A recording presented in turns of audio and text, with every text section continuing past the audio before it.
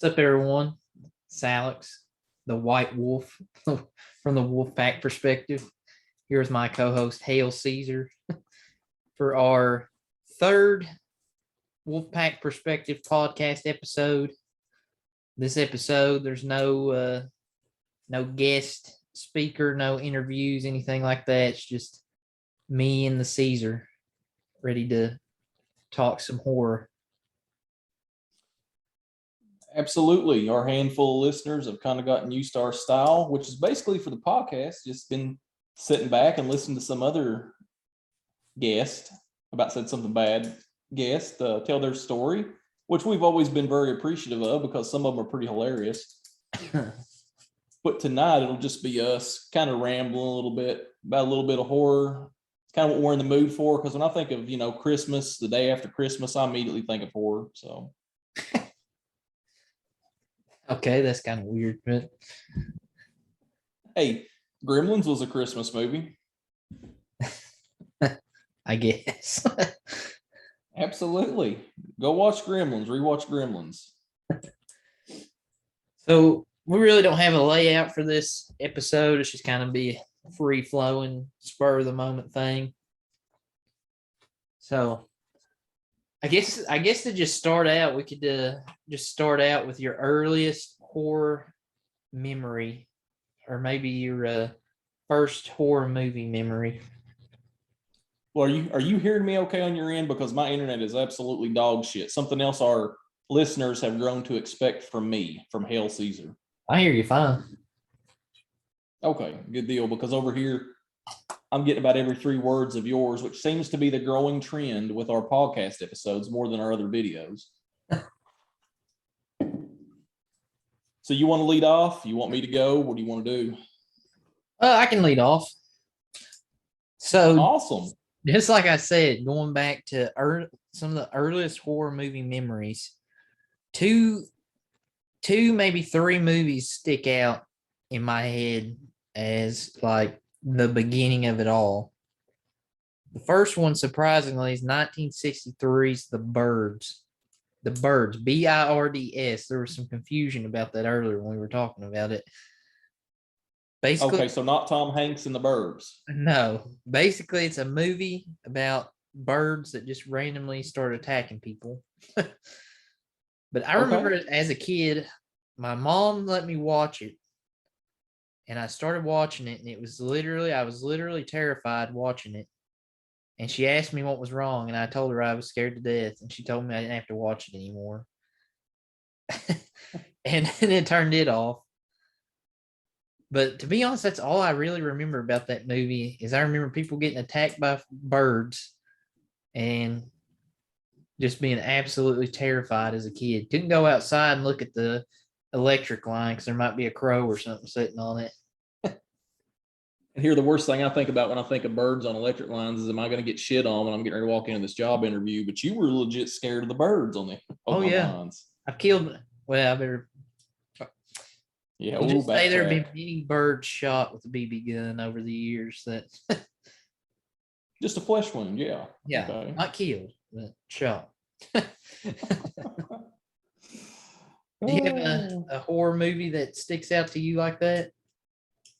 Well, how old were you whenever you were watching The Birds, not The Burbs, with Tom Hanks, which is actually a really fun movie? Young, probably like 4 or 5. We're probably talking like early, or well, not early, but mid to late 90s. So, sure. But the funny thing is, going off that, and we'll just not go in any particular order because we don't ever pre-plan anything. But going off that, no, we just ramble and hope for the best. We talk over each other. We cuss a little bit. I get choked on my Mountain Dew sometimes, which I'm drinking less of. Going off that, I remember The Birds being like one of the first horror movies, but for whatever reason, I love Scooby-Doo as a kid. I think every kid loves Scooby-Doo as a kid.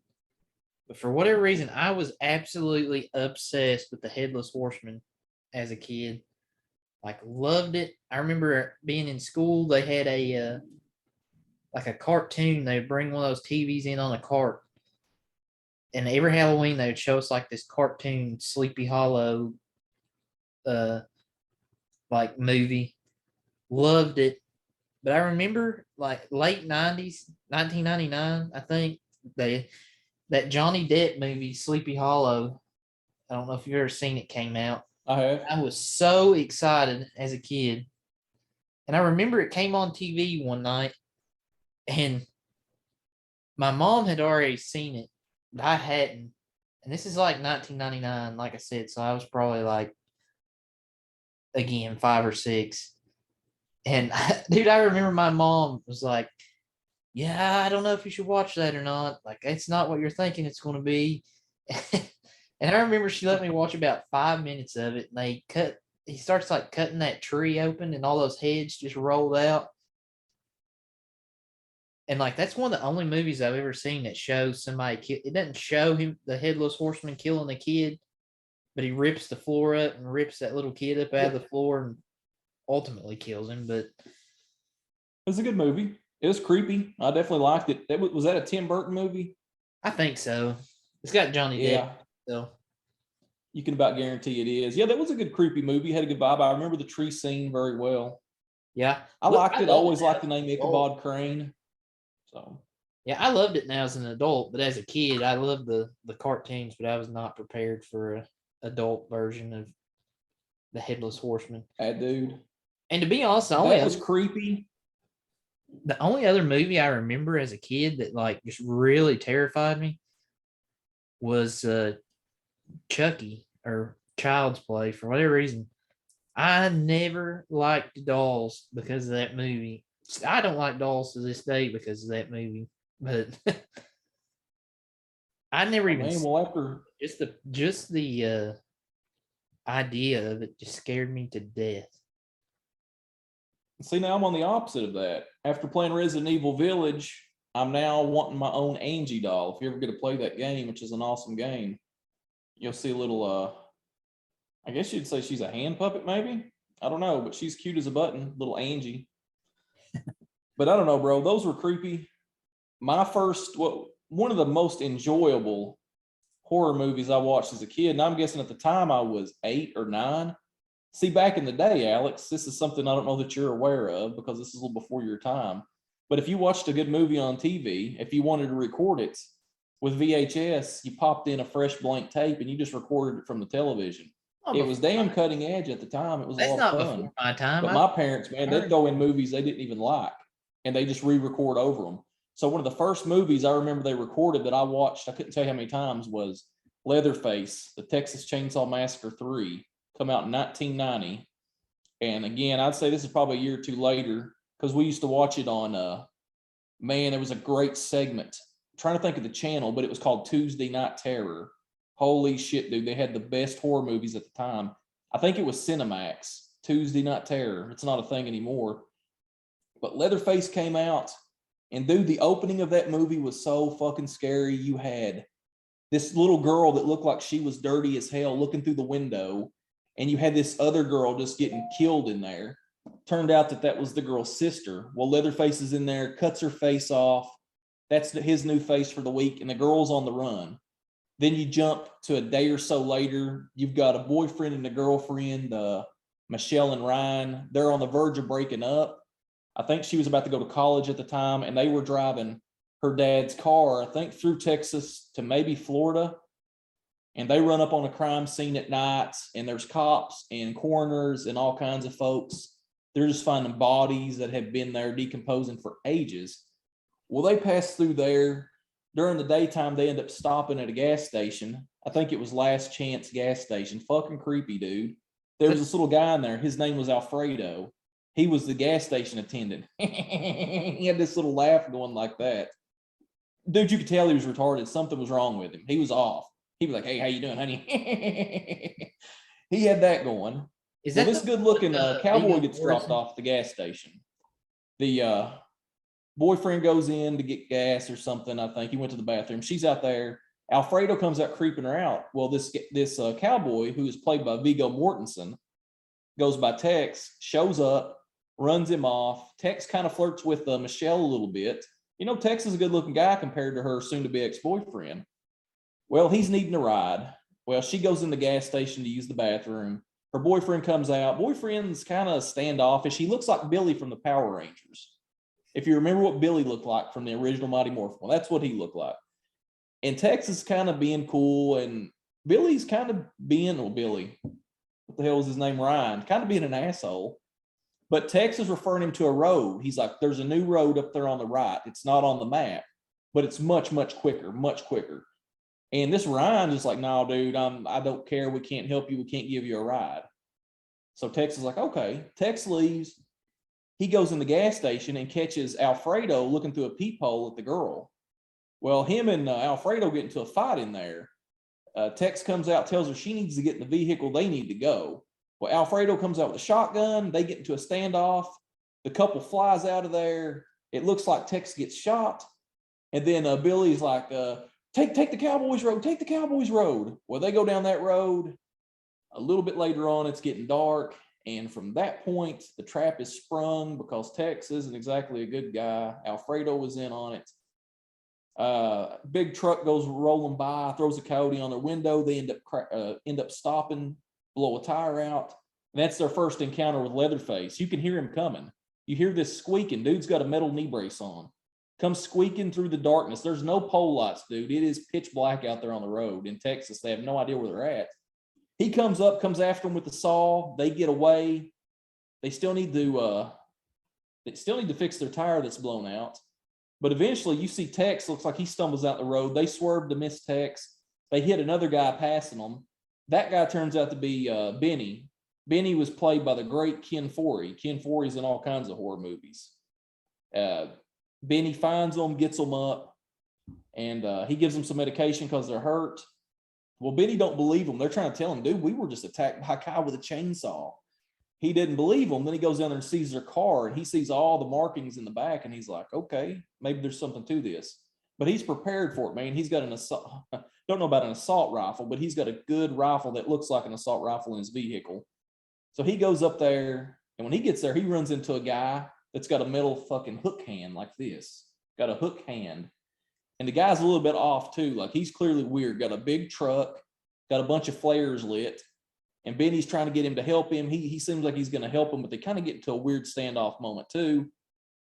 Sure enough, dude, that's Tinker. That's another brother. Benny's like, yeah, I'll hop in, man. I'll take a ride. And he sees a chainsaw on the back of his truck. He fucking takes off to get his gun. He gets run off the road. But needless to say, from that point, to try to sum this up, because I'm starting to ramble on Texas Chainsaw Massacre, the girl and Michelle and Ryan get kidnapped. Doesn't work out well for Ryan. Michelle gets put in a chair and gets nails through each of her hand to hold her in the chair. Well, there's a little girl, cute as a button. There's an old mom in a wheelchair with one of those metal things on her neck to talk. Grandpa's dead and rotten in a chair, and they still talk to him. Then you got Tex and Tinker. They're fighting back and forth like brothers do. You can see it's a very loving family. They do clearly love each other. And then here comes out Junior, which is Leatherface. And, you know, he is way off in the head. And he's trying to, I don't know, man. He comes out, he's, I don't really know. He's developmentally slow, but he's not completely out of it. But the dude is wearing some chick's face on his face, so something's off. But anyway, man, Benny shows up. He springs into action. And more or less the end of the movie on that, Benny and the girl, Michelle, get away. And they think they kill Leatherface. And as they're leaving, last shot, you see Leatherface's legs and you see his chainsaw. The chainsaw fires up. But that's how the movie ended. So we could assume they actually got away and survived that incident. But dude, it was great. Great music. Viggo Mortensen was awesome. So why Ken does Foree as Benny was awesome. Why does it stick out to you so much? Because we owned it where we recorded it. And that is one of the only, I've only watched one other Texas Chainsaw to the finish of it. And that was one of the newer ones. I never watched any other one as a kid. That was the only one we had recorded. And dude, I love it. And the funny thing is, it bombed in the theaters. It was an X-rated movie that they had to go back and recut to make it rated R because they couldn't get any theaters. I don't know what the budget was, but it made like $5.7 million.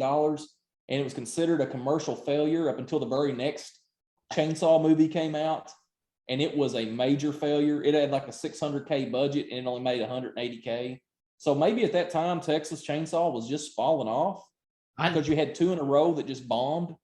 I never liked those movies, and after you started talking about it, I looked it up because I have seen that one. I looked it up. It's 5.1 on IMDb and 19% on Rotten Tomatoes. Hey, dude, all I can say is I enjoyed the acting. Maybe that's some of it, because there was some fun moments in that awful, disgusting movie. But that was one of my first big memories that I enjoyed as a kid. Oh, the first three I listed are just like the Bird, Sleepy Hollow, and Chucky. Those aren't really like horror movies that stick out to me. I just remember those as a kid, early 90s, late 90s type deal. But I remember, and I didn't think about this. We talked on the phone right before we did this earlier, trying to get some ideas of what to do. And literally had no intention of mentioning this movie or anything. But dude, I never watched horror at all after that, from like early 2000s to like mid 2000s. Was not interested in horror, nothing. But dude, 2007, I went to the movie theater with a group of friends from high school and watched Paranormal Activity, the original one. Yeah. Like, and for whatever reason, it was just the most awesome movie. I think I watched it like 3 times in theater, which with horror movies, after you see them once, it kind of takes some of the, I guess, fear factor out of it. But sometimes, yeah. For whatever reason, after watching that movie, it kind of sparked my interest back into horror and that type of thing, which I'll wait to get to my number one, what really has led me into the horror genre and kept me in it. But dude, for whatever reason, that movie, and I'm not going to talk about it a whole lot because, to be honest, I just remember it having a lot of jump scares and kind of a demon haunting this couple type deal. And I think actually that movie is given quite a bit of credit over the years as sparking kind of the whole ghost, specter, demon genre of movies. But that movie is what got me back into horror, or got me interested in horror, as weird as it is to say. Okay, so Paranormal Activity, the ghosts, the jump scares kind of got you pulled back in a little bit after such a hiatus. Yeah, the creepiness after kind of the difference from being a kid to more of a teenager, I guess, is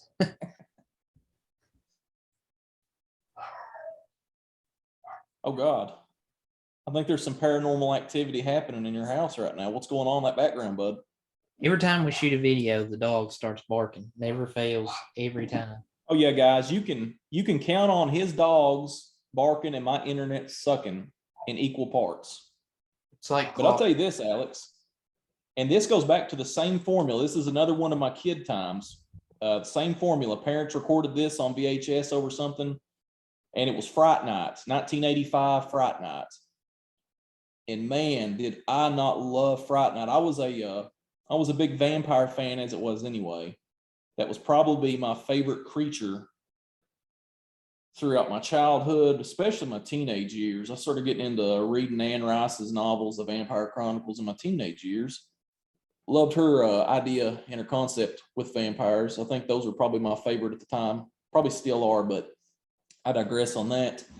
So you had Fright Night come out 1985, which centers around a 17-year-old Charlie Brewster, and Charlie was played by William Ragsdale. William Ragsdale was in Gremlins, so he had a pretty good run in his in the 80s.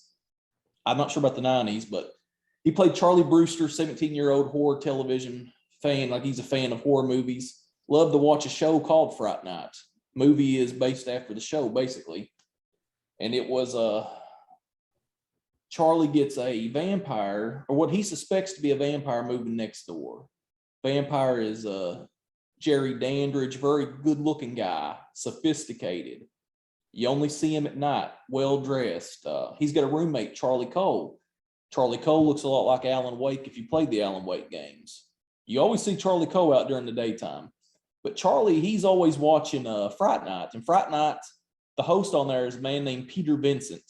vampires. That's usually he's the vampire hunter. So obviously Charlie's getting a little bit of subliminal programming there, I guess, if you will. But son of a bitch, you know, he starts paying attention to all these beautiful, I'm talking 10 out of 10 women going there late at night. And some of them look like they're just like prostitutes or what's the other word for a prostitute to get paid to kind of hang out with them? Escort. Escort. They look like escorts more than prostitutes because they're really attractive. They look really clean, really well built. They start going in there, dude, and every once in a while, Charlie will hear a scream. Lights go out. You don't see them leave. Well, Charlie, while this is going on, man, he's got this romance with his girlfriend Amy, and this is one of those '80s movies. So losing virginity and banging is one of the big topics of discussion, and that was a big talking point. Well, Charlie's been trying to get in Amy's pants, and one night, man, she was about to cave. Amy was about to give in, but Charlie's more interested in looking out the window at his neighbor's house. And that pisses Amy off. Amy leaves. She takes off, and they're at school, I think, like the next day maybe. And Charlie's got this little buddy. His name's Ed Thompson. He goes by Evil Ed. Well, Ed's this little weirdo. I'm trying to think of a guy we would know that would make you think of Evil Ed. I might have to tell you that after this is over. But he's this little skinny weasel guy, but he knows horror movies.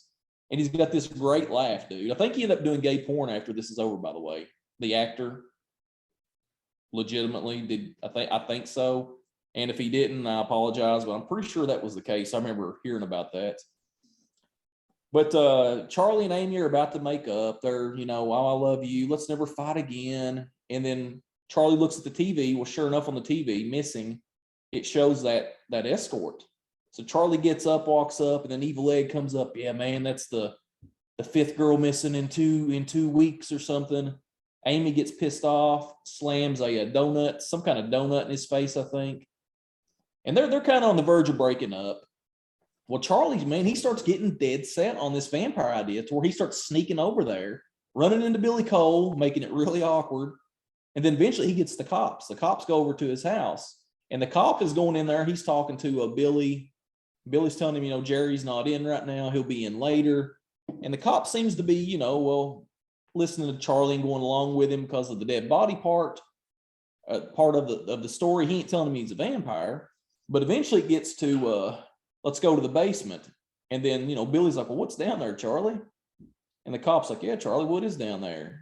And then he gets caught up and he's like a coffin. And dude, from that point, the cop lost it. He felt like his time was being wasted, so he takes off. But after that, Charlie leaves. Billy looks out the window, gives him this menacing look, and Charlie's like, oh shit. I think I might have just screwed up. Well, Charlie goes, he goes to Evil Ed, gets across. He gets across, like, what's my protection here? You know about horror movies better than I do. Well, sure enough, he gets back home.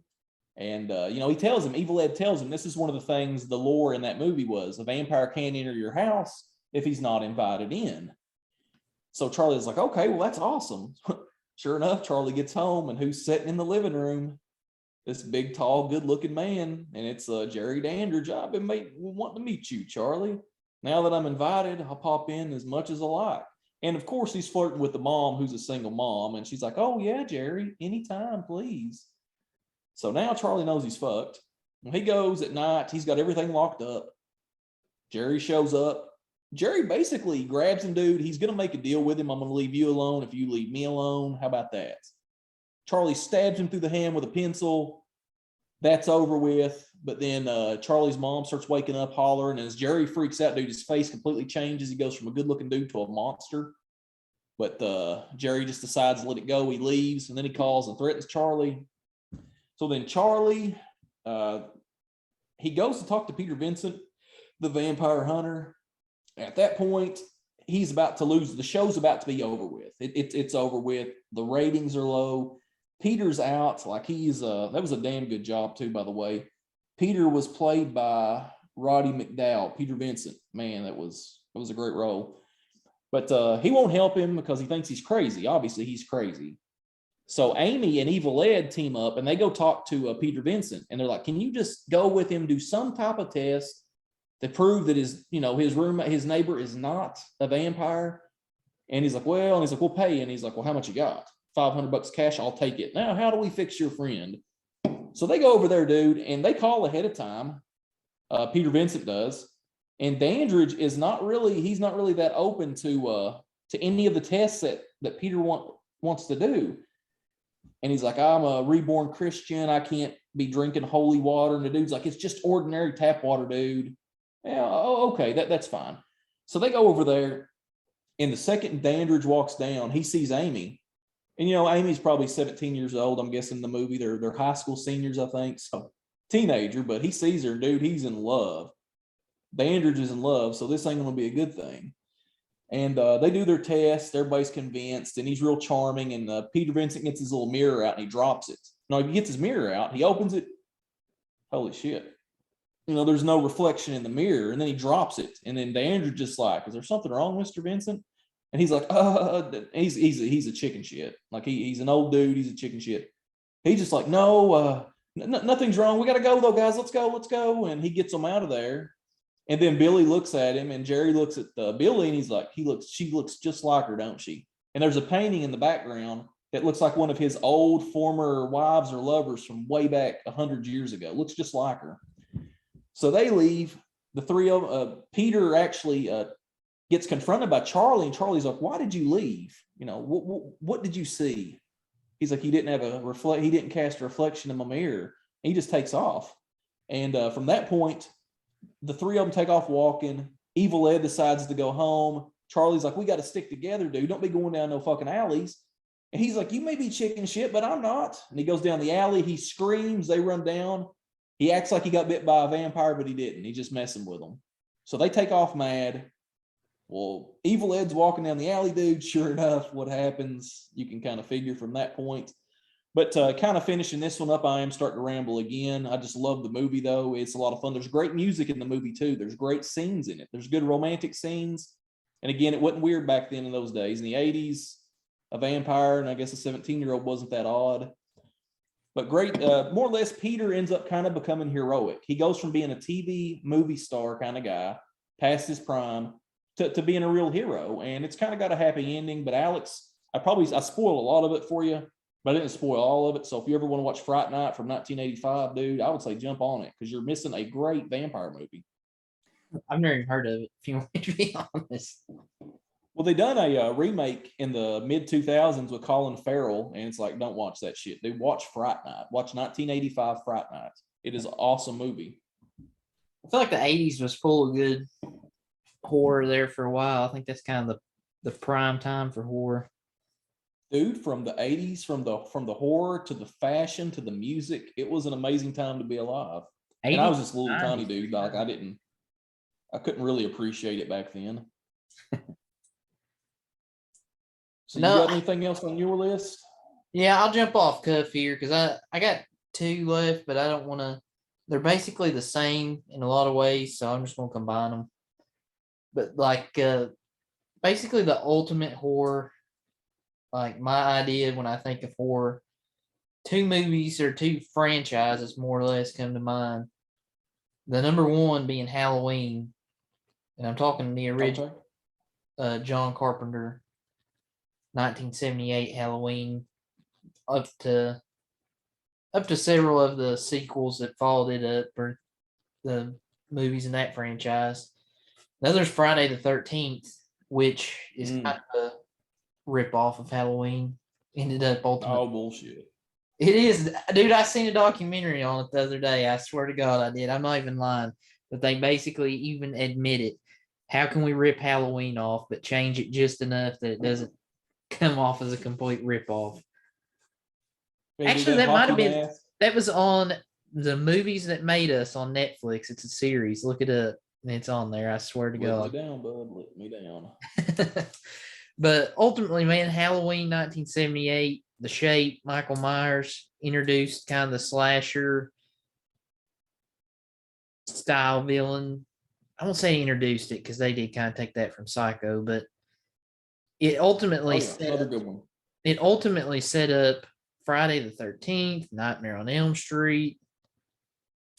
Basically every 80s movie, every 80s horror movie that come after that has took some kind of inspiration, I feel like, from Halloween. But you got just basically that entire franchise. I know there's some bad rotten eggs in it, which there is in every franchise. But Every one of these ones we're talking about, yeah, yeah, that's something bad. and again, Friday the 13th, same way, followed the steps of Halloween. You got a few good ones and a few duds along the way. But both movies, you got an epic score. Halloween, you got the fast pace, the dun dun dun dun dun dun music, and then Friday the 13th, you get the kind of creepy, ominous, like breathe. I don't want to say breathing, but you know what I'm talking about, the sound that you get. But I feel like both those movies have inspired a lot of modern horror, kind of changed the genre. But I don't really want to get into Absolutely. each individual movie because there's just so many in both of those franchises that it would be hard to get into each individual movie, and we'd be here for 2 hours. But A fun fact: I got to meet Danielle Harris at I think it was Horror Fest.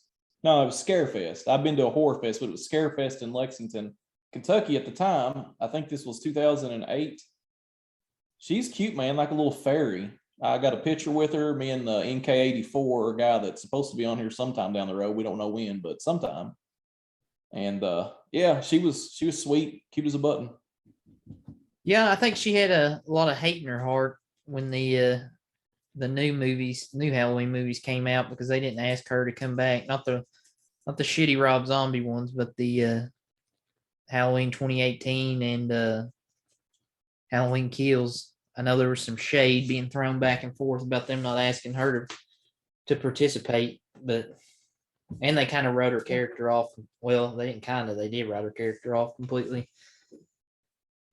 But oh, bro, I'm still. I know you're pro Michael Myers. I am pro Jason Voorhees. That hockey mask, that white mask. Those.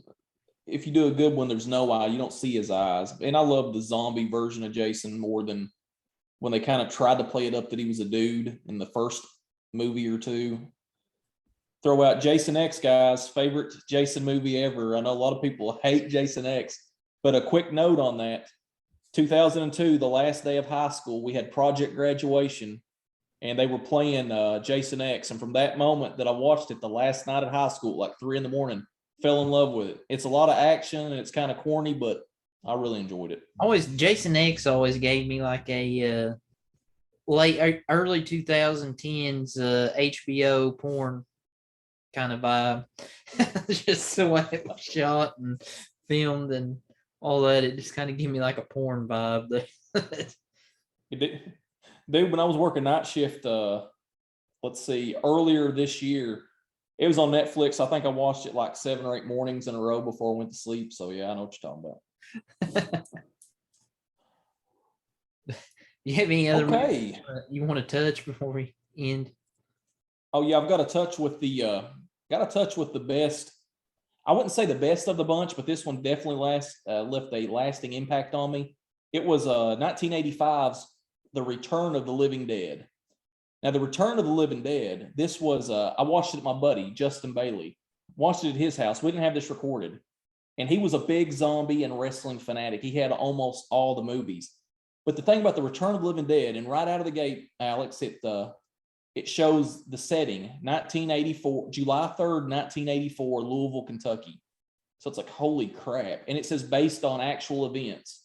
So clearly that can't be accurate. That's a lie. But when you see that Louisville, Kentucky, my birth year, and based on actual events, that seems kind of neat.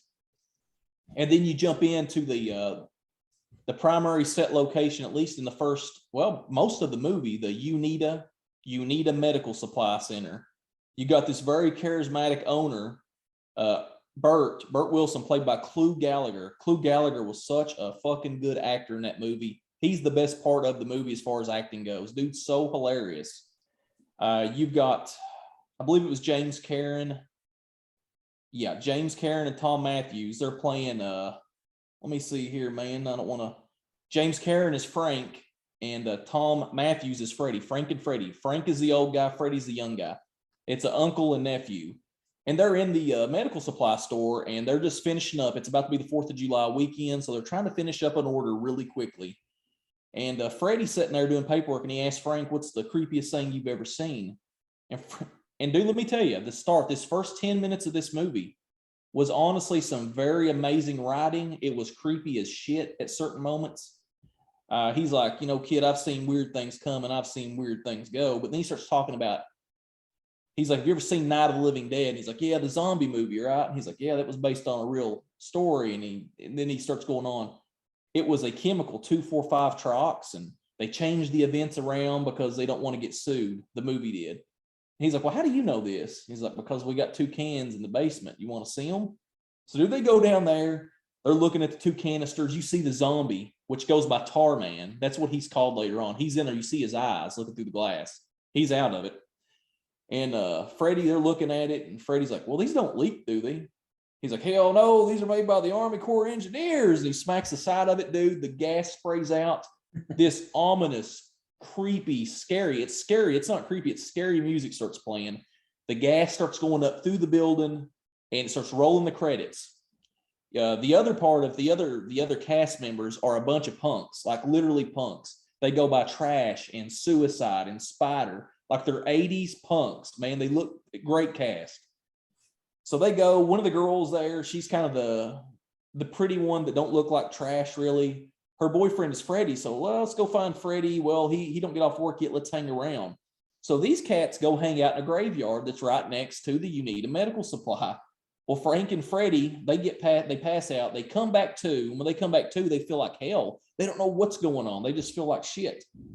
Well, they're walking around like, I don't know, let's clean this place up and get out of here. They hear this dog whining, like, where's this coming from?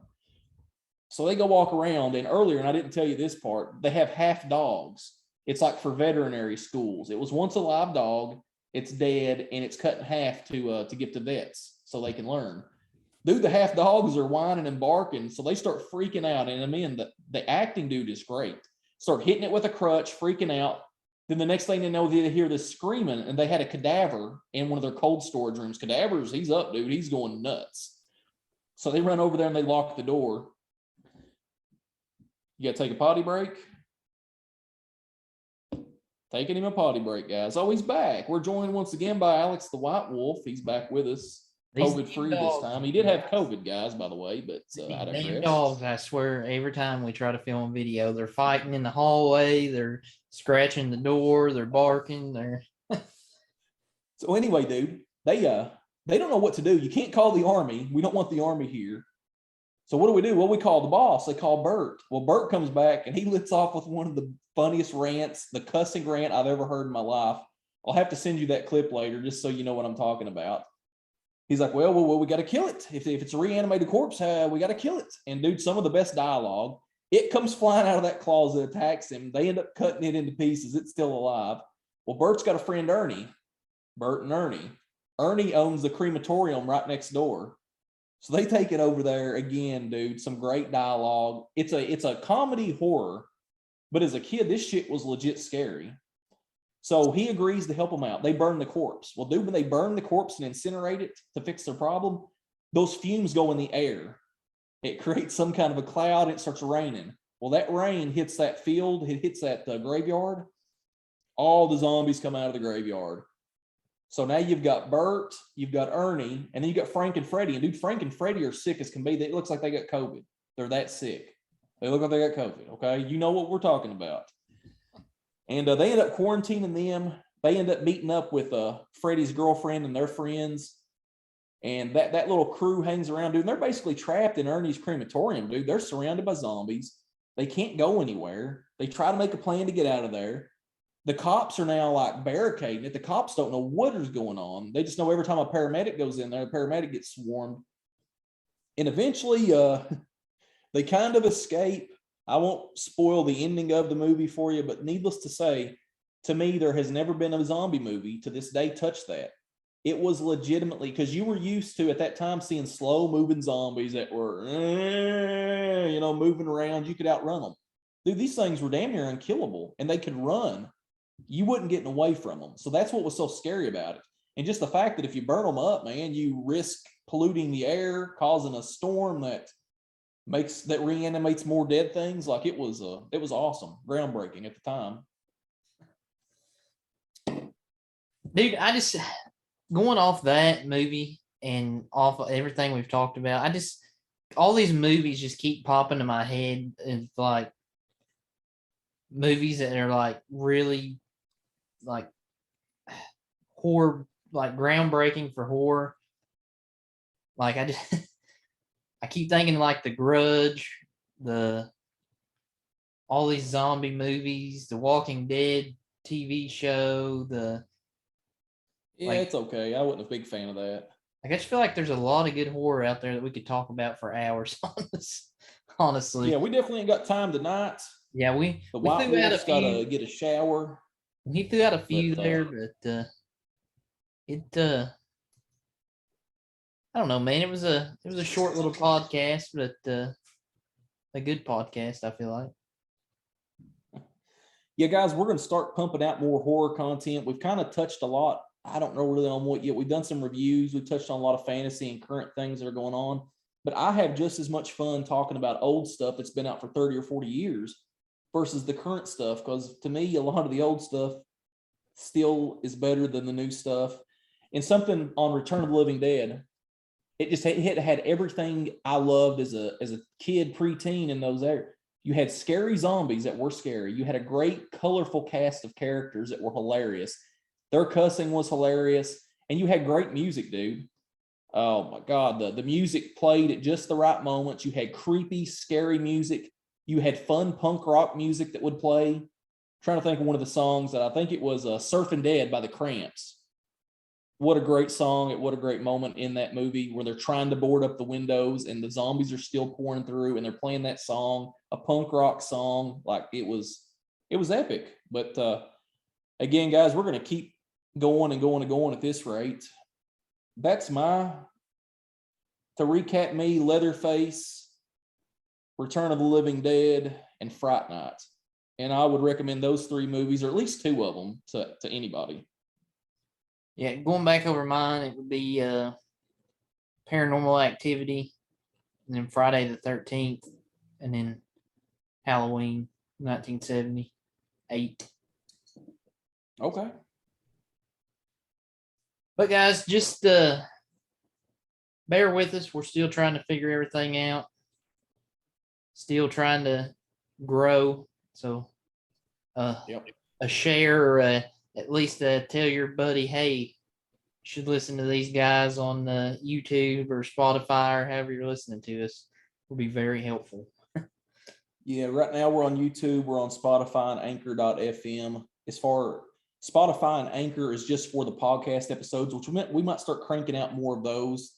We've been doing more review and article style videos, but until next time, guys, I'm Hell Caesar, along with Alex the White Wolf.